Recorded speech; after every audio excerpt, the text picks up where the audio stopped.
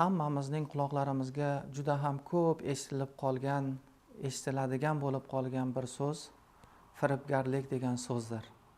O'zi firib degan so'zni lug'atan ma'nosi aldov, xiyonat, hiyla, nayrang degan ma'nolarni bildiradi. Endi firibgar deganimiz esa mana shu aldovni, xiyonatni, firibgarlikni, hiyla nayrangni o'ziga kasb qilib olgan kishi deganidir.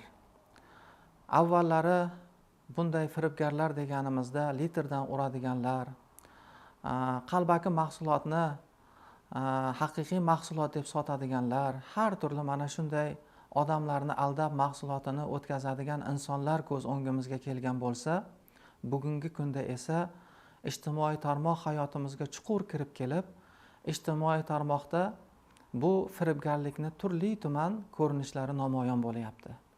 Misol uchun onlayn savdoga bir narsani qo'yib, pulni ma'lum qismini to'lang, mahsulotni yetkazaman deb yo'q bo'lib qolayotgan kishilar, ya'ni o'zini nomini o'chirib yuborib, odamlardan mana shu usul bilan, mana shu yo'l bilan go'yoki o'zlaricha foyda qildim deb o'ylayotgan kishilar, yoki bo'lmasa telegramlarimizda APK ilovasi orqali bizning qurilmamizni batamom o'zining ixtiyoriga olib, shu bilan kartalarimizdagi pullarni o'zlashtirayotganlar qanchalik mana shu narsani ustomonlik bilan amalga oshirayotgan bo'lmasinlar, ularni ko'ngliga meni hech kim ko'rmadi, hech kim bilmadi degan narsa balkim taskin berayotgandir.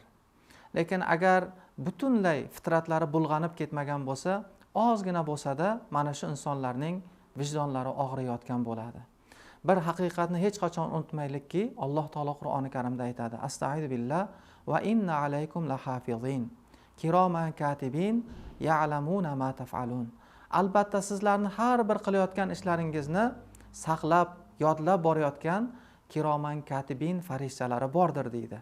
Ular sizlarni har bir qilayotgan ishlaringizni bilib turuvchidir deydi. Albatta biz mana shuni his qilishligimiz kerak. Oddiy bir e'tibor berib qaraydigan bo'lsak, oddiy aqlan tafakkur qilib, tadabbur qilib, o'ylab, tevarak atrofimizga qaraydigan bo'lsak, mana shu firibgarlik ishini o'ziga kasb qilib olgan insonlar shu dunyoning o'zida baribir ularga bu narsa buyurmaydi.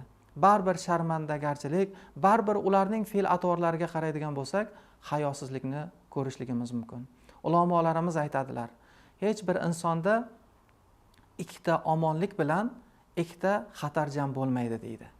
Bugun Alloh taolodan qo'rqmasdan mana shunday insonlarning haqlarini bemalol o'zlashtirib olayotgan, firibgarlikni o'ziga kasb qilib yurgan insonlar agar omonda yashayotgan bo'lsalar, kelajakda oxiratda ular uchun omonlik yo'qdir.